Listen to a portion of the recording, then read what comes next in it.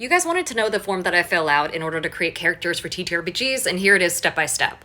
This is just straight up a template that I keep in my G Drive, and I copy it and fill it out for every new character. First up is the character sheet. If I create it in D&D Beyond or Demiplane or whatever, I will take a link and drop it right in here so that way I can access it easily. Same with a Pinterest board, which I tend to create for a lot of different characters, and I just, again, have that linked so I can find it quickly and easily. Same with the Spotify playlist. Character name, pronouns, player name, and player pronouns are really self-explanatory, so we're gonna skip past that. But next up is keywords. These could be anything that comes to mind when you think of your character. It could be colors that you associate with them, little bits of hints about their backstory, symbolic creatures, symbolic flowers. Here are some examples for a sort of death druid I made one time. Species and class are, of course, self-explanatory. Same with alignment. I usually squeeze that in here somewhere if it's a D&D game specifically. Physical appearance is very self-explanatory. It's just straight up what they look like, what sort of clothes they're wearing, their kind of stature, their expression, eyes, hair, that sort of thing. Also, ability appearance. A lot of the time, this is a description of what their magic looks like, but this can also apply to non-magical abilities. So for example, if you use a weapon in a non-traditional way, or you use certain flourishes, or you have a certain fighting style, that's where you would know what that looks like and have a couple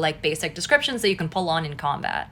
Personality traits might be something like constantly smiles or, is a little bit surly. Motivations speak to anything that aren't directly related to certain quests that you're doing. So these are your personal character motivations, your personal side quests. Beliefs and principles, this can be anything from your ideology to how you believe the world should work and what motivates you to pursue certain, motivations of yours. Or it could be your actual straight up religion, but it doesn't have to be that specific. Weaknesses and flaws, make up a couple. Please have some, otherwise it's less fun for the DM and for the rest of the party to find out what makes you tick. It could be something like having an extreme weakness for alcohol to absolutely not being able to look a certain person from your past in the face and having their name be a sensitive subject. Things that will motivate you to act outside the interests of the party. That's what this is for. Likes and dislikes are just for funsies, so you might like a certain color, you might dislike a certain type of pastry. That's just for flavor to give you a little bit of something to talk about in those off moments when you're not in combat and all that. Secrets. You should have at least a couple, something that you're keeping from the rest of the party, either that has come up throughout the campaign or that comes from your backstory.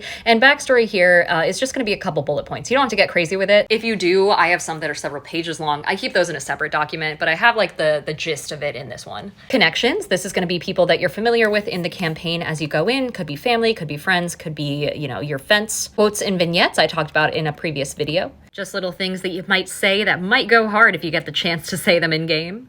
Which also gets you thinking a little bit about what your character might sound like and how they're going to carry themselves in conversation. Notes on your party, so for example, their names, their motivations as you find them out, their class, all that sort of stuff, and then a list of quests as well as the rest of your notes on the campaign. I hope that helps.